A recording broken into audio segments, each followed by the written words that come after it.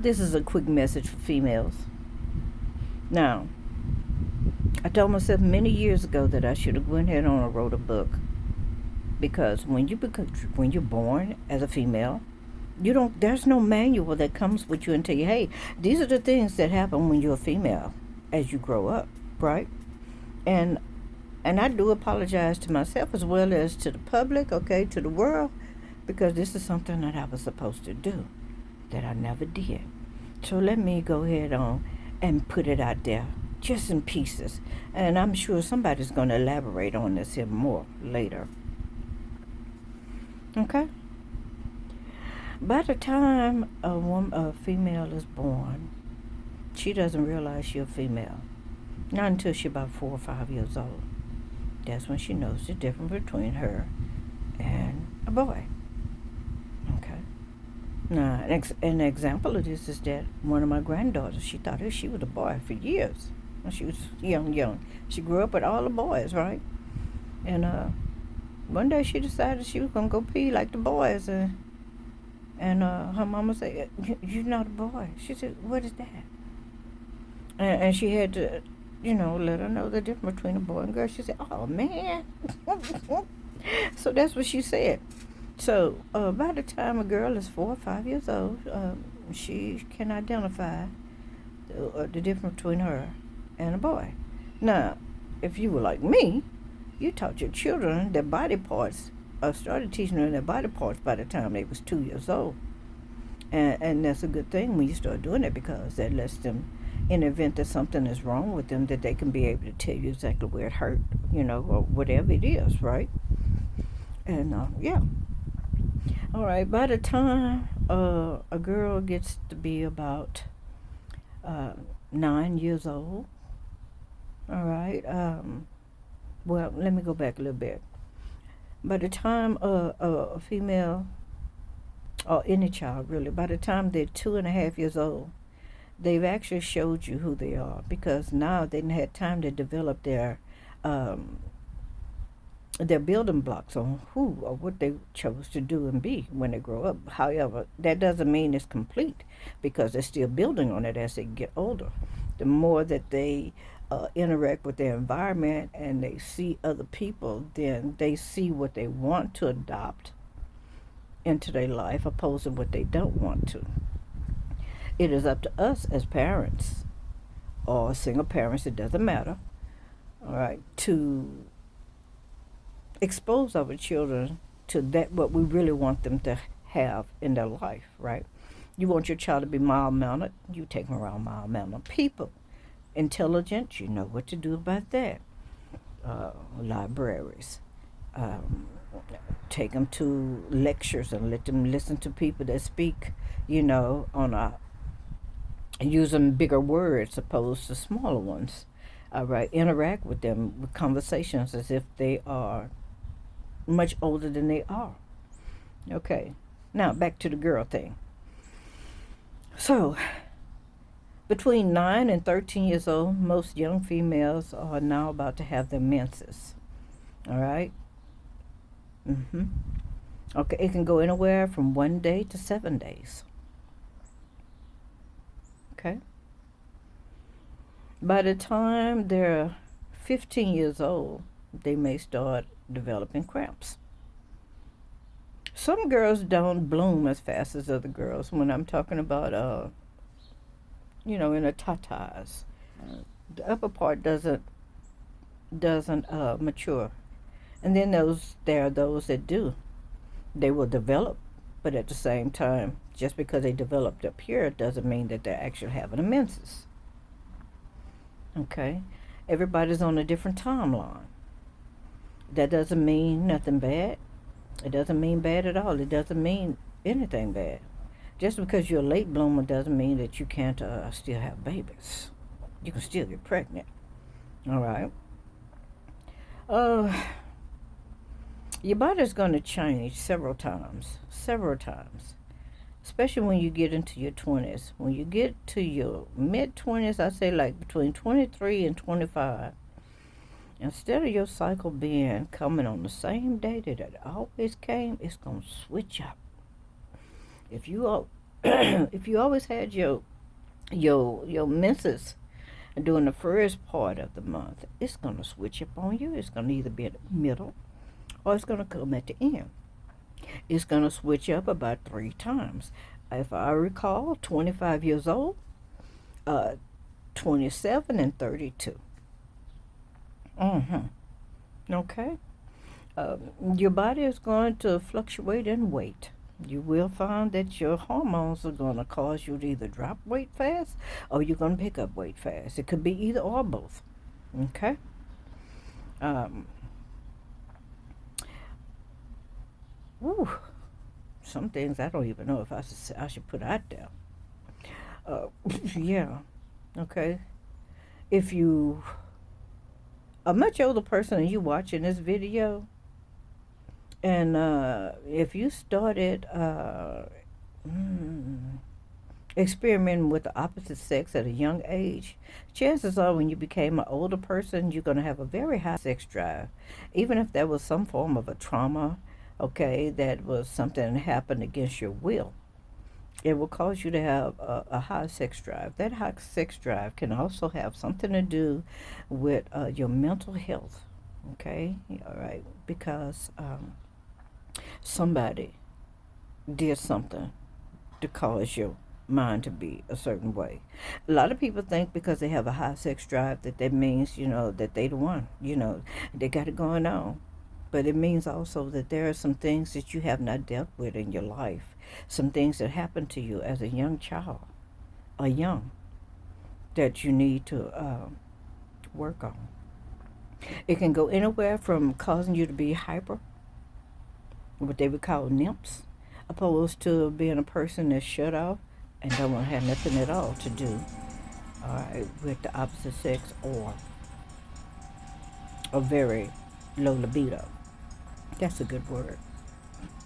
Okay. Um, let's come back to this. Girls who grew up around boys, or they grew up around a lot of boys, would tend to be more tomboyish. I myself was one of those. All right. Just because they hang out with boys, they walk like a boy, they like to do a bunch of sports and stuff like uh, like the male factor, does not mean that they are deemed to be LGBT. Mm-mm. There's a lot of women, and I met a few basketball stars that are females that are still have that persona of boyish, but yet still they're married. They're not gay. That's just the way they grew up. So there's nothing wrong with that. So don't hold them to that. Don't just assume that they're going to be a certain way. Girls are impressionable. That they are. And the more your hormones are balanced, and you tend to be more girlish. Ooh, baby. I was not girly. I did not become, I don't think I'm girly now. But I could be. I think I am. But majority of my life, I was not girly. Okay.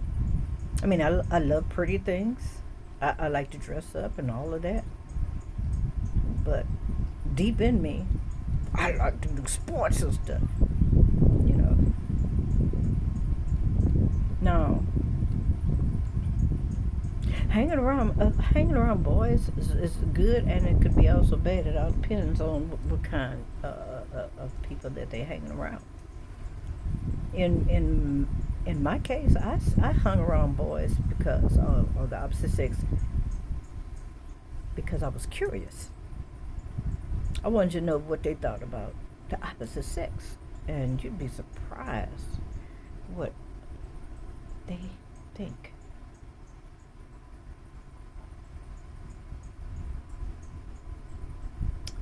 You would. Although boys are not created the way they were when I was growing up, that doesn't mean that they're much. Well, they are very different. Okay, but I don't think they're as open as they were back then when they talked about females. Now it seems like it's like, you know, say man. Anyway, this was supposed to be about all girls, right? And I went everywhere because that's just the kind of person I am. But I want to try to stay with the girls, with women, with females, opposite sex. All right, you will start having some highs and lows. Okay. You may even get to the place where you feel like that you're not good enough, but you're always good enough. You're good enough for somebody.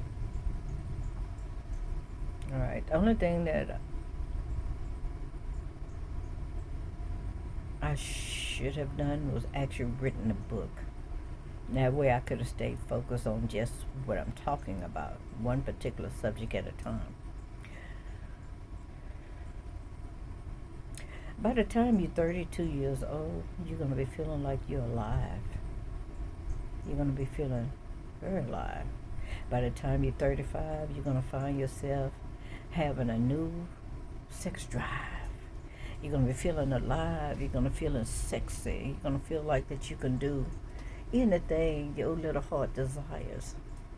You're going to find out that also your pheromones are going to be high and you're going to be drawing other people in. Mm-hmm.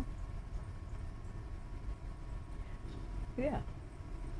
You don't be surprised if you find out that one of your friend girls is attractive to you. So, just letting you know, your pheromones will be higher or stronger, and by that time you more likely you'd been made a sound decision regardless whether or not you want to be married or you want to just focus on your career. There is nothing wrong with being celibate. There is nothing wrong with being 32 years old and still a virgin. However, in today's society, the majority of the women that are still virgins learn that there is a market out there where they can sell their virginity to the highest bidder and end up becoming a very wealthy woman, having a home and everything that they possibly could think of. All right, with paperwork that is proven by a doctor, certified that they are just what they say. So, you know, I mean, that it's quiet. I mean, it's not a secret, but, it's a secret. And, case, I know some of y'all watch some of the foreign movies where they don't actually say it out loud, but this is something that's been going on, to my understanding, to my knowledge, since about 2017. It could have been going on longer than that, but that's when I became aware of it. By the time you're 40 years old, if you have not been exercising, I would say 37, you're going to learn that you lost some of your strength, or shall I say muscle mass. And things that you used to could pick up, you'll find out that you're not able to pick it up like you used to. But don't let that deter you. You still have the option, the chance to go ahead on and build your muscle back up. Okay, 42. 42 is a good year. It's a good age as well. Even at the age of 42, after you've been exercising and stuff like that, you're going to be in a really good shape. All right. Yeah, you're going to feel like you're a teenager again, which is amazing. All right. You may find that your cycle has changed again. It may go from, if you're doing 7 days, you're going to go down to 5. If you go from 5, if you was 5, it'll be 3. Right. And at that point, you down. All right. If you've had any children, and a lot of doctors don't tell you this unless you ask, they'll let you know that the fibroids, if you have fibroids in your uterus, that only is scarred tissue from you having babies or having children, and that those fibroids indicate how many children that you were pregnant with. Now, I'm only telling you this because this is what a doctor told me. All right. Women tend to have a fishy smell after having sex, and they feel like that it's them. But a gynecologist said that fishy smell does not come from the woman; it comes from the man. The man does not drink enough water. He doesn't have enough liquids in his body. Therefore, uh, he gives you a fishy odor. Mm-hmm. Unless you're a person that likes to eat a lot of fish, a lot of seafood, then that's different. Right. Um,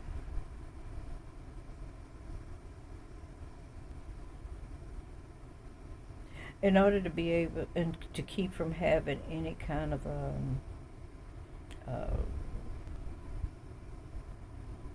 this cause things that cause you to have to go to the doctor due to having, of course, what it is, especially if he's uncircumcised, he needs to make sure that he keeps that area very. It needs to be cleaned before and afterwards, and make at least 1 glass of water. This is to flush any debris out of his system after intercourse as well, and also to keep you healthy. All right, and it's wise if does the same thing. You drink your glass of water. Now, the around now is drink some pineapple juice. So when a woman does, have her little squirting episode, that it. This is not what I'm talking about. I'm talking about